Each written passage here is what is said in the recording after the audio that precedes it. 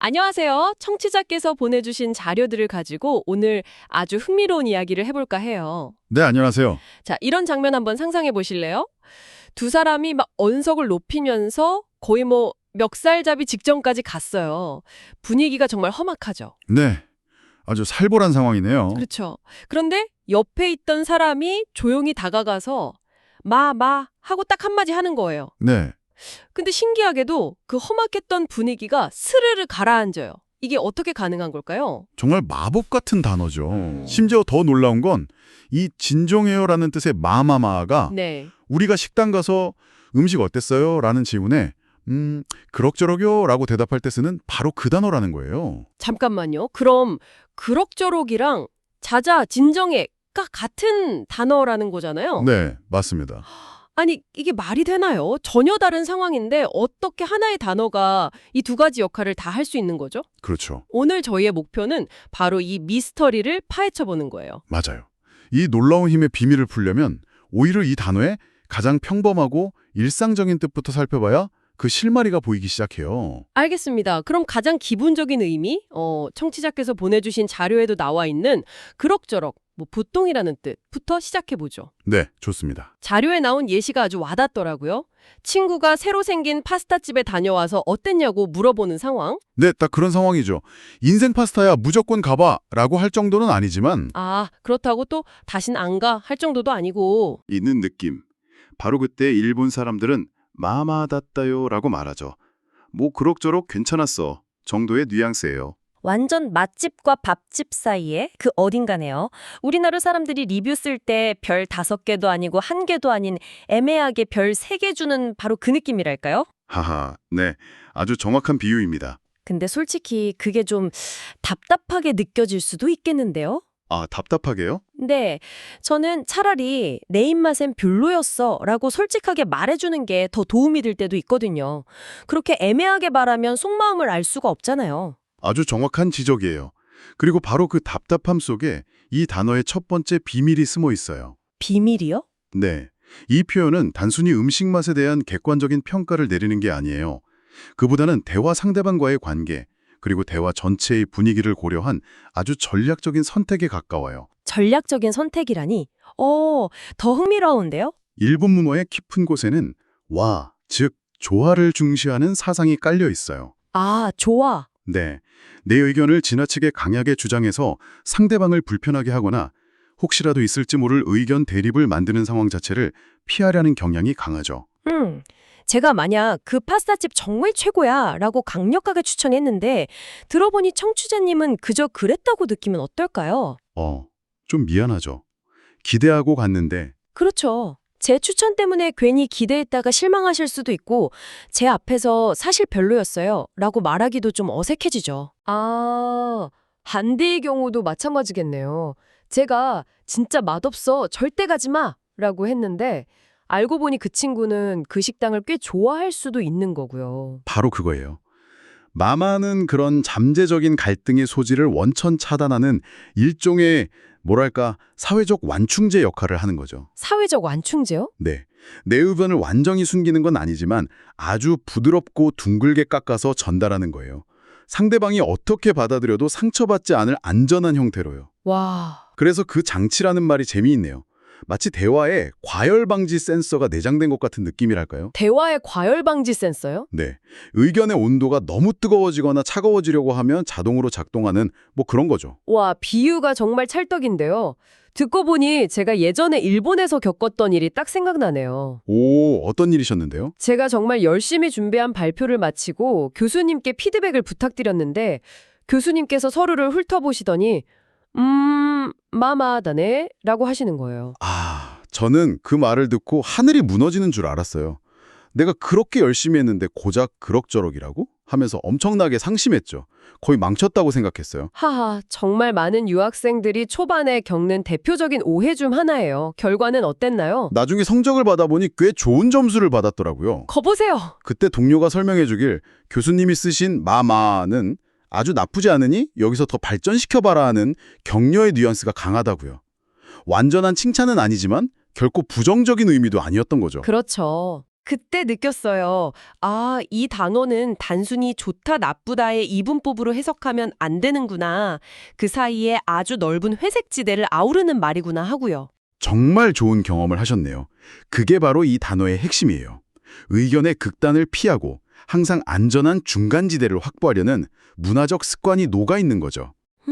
중간지대? 자, 그럼 이 중간지대라는 키워드를 가지고 우리가 처음에 이야기했던 그 싸움 말리는 장면으로 다시 돌아가 볼까요? 네, 드디어 처음에 미스터리로 돌아왔네요.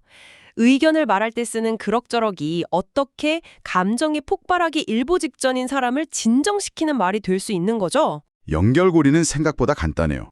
정말요? 첫 번째 의미가 의견의 극단을 피하는 것이었다면 이 두 번째 의미는 감정의 극단을 막는 거예요. 아, 의견의 극단과 감정의 극단. 맞아요. 분노나 격한 슬픔처럼 한쪽으로 치우쳐 폭발하려는 감정의 에너지를 붙잡아서 다시 평온한 중간지대로 되돌려 놓으려는 시도인 거죠. 와, 네가 틀렸어. 당장 그만해. 라는 명령이 아니에요.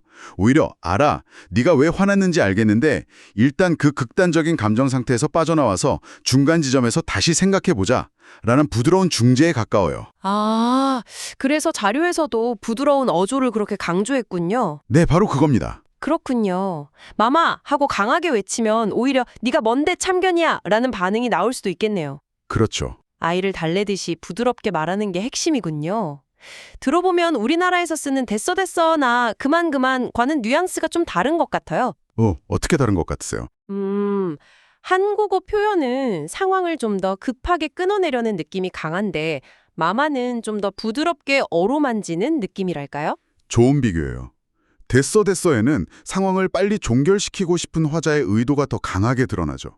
때로는 상대방의 감정을 존중하지 않고 묵살하는 것처럼 들릴 수도 있고요. 맞아요. 하지만 마마는 감정 자체를 부정하기보다는 그 감정의 강도를 조절하려는 데 초점이 맞춰져 있어요. 아, 강도를 조절한다? 결국 이 두 가지 용법 모두 상황을 누그러뜨리고 중간으로 되돌린다는 하나의 공통된 기능을 수행하고 있는 셈이죠.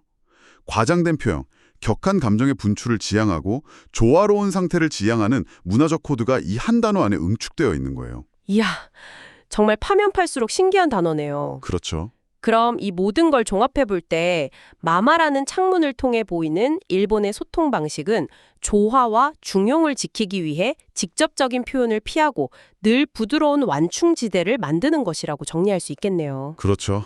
그런데 이게 항상 긍정적인 것만은 아니에요. 아, 그런가요? 이 중간지대를 선호하는 문화 때문에 때로는 정말 중요한 문제에 대해 명확한 입장을 밝히기 어려워하는 사회적 분위기가 만들어지기도 해요. 아, 그럴 수 있겠네요. 좋은 게 좋은 거다 하면서 그냥 넘어가는 분위기 말이죠. 네. 일본 사회의 특징 중 하나로 아이마이, 즉 애매함을 자주 꼽는데 이게 바로 그 동전의 양면이에요. 동전의 양면이요? 마마는 갈등을 피하는 현명한 도구이기도 하지만 때로는 문제의 본질을 흐리는 안개가 되기도 하죠. 모두가 마마라고 말하며 명확한 입장 표명을 꺾이는 바람에 정작 중요한 결정이 내려지지 않거나 책임 소재가 불분명해지는 부작용이 생길 수도 있는 거예요. 듣고 보니 그렇네요. 작은 갈등을 피하려다가 더 큰 문제를 외면하게 될 수도 있다는 거군요. 맞습니다. 개인 간의 관계에서는 윤활유가 될 수 있지만 사회 전체적으로는 발전을 저해하는 걸림돌이 될 수도 있겠어요. 맞아요.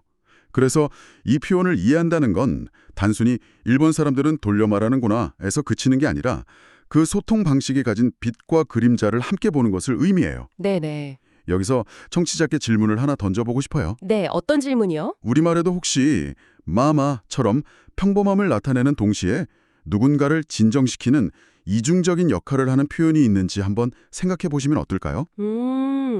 막상 찾아보려니 바로 떠오르지는 않네요.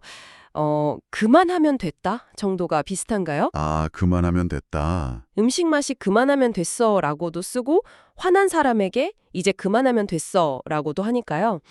근데 마마만큼 일상적으로 그리고 폭넓게 쓰이는 느낌은 아닌 것 같아요. 네, 아마 즉각적으로 딱 맞는 단어를 찾아 어려울 거예요.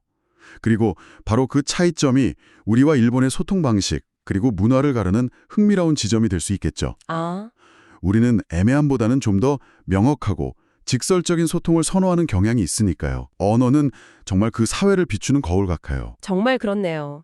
자, 오늘 정말 깊은 이야기를 나눈 것 같아요. 정리를 한번 해볼까요? 네. 저희는 오늘 일본어 표현 마아마에 숨겨진 두 가지 얼굴을 펼쳐봤어요. 첫째는 그럭저럭이라는 뜻으로 강한 긍정이나 부정을 피해 의경의 중간지대를 만드는 완충제 역할이었죠. 그리고 둘째는 자자, 진정해라는 뜻으로 격해진 감정을 가라앉혀 감정의 극단을 막고 다시 평온한 상태로 되돌리는 중재자의 역할이었고요. 네, 맞아요. 이 두 가지 의미의 뿌리에는 조화와 중용을 중시하는 문화적 코드가 깊이 자리 잡고 있다는 것도 알게 됐죠. 네. 하지만 이 조화를 향한 열망이 때로는 애매함이라는 그림자를 만들어 중요한 문제에 대한 명확한 입장 표명을 방해하는 역기능을 낳을 수도 있다는 점까지 짚어봤습니다. 오늘 우리의 대화를 마무리하면서 청취자께서 한 번쯤 곱씹어볼 만한 화두를 하나 던져드리고 싶어요. 네, 좋습니다. 요즘 우리 사회는 어떤가요? SNS를 보면 극단적인 의견과 강렬한 감정 표현이 넘쳐나고 종종 중간지대는 사라진 채 찬성과 반대만이 팽팽하게 맞서는 모습을 쉽게 볼 수 있잖아요. 네, 정말 그렇죠. 이런 세상에서 마하마처럼 모든 것을 부드럽게 중재하고 완화하려는 언어적 장치가 있다는 것은 우리에게 어떤 의미를 가질 수 있을까요? 단순히 답답하고 우유부단한 소통 방식일까요? 아니면 우리 사회가 잃어버린 갈등을 줄이는 지혜로운 도구일까요? 더 나아가 사회가 마마라고 말하며 진정시켜야 할 때와 오히려 더 큰 목소리로 외쳐야 할 때를 우리는 어떻게 구분할 수 있을까요? 이 질문을 마음속에 품고 주변의 언어들을 다시 한번 살펴보시면 좋겠습니다.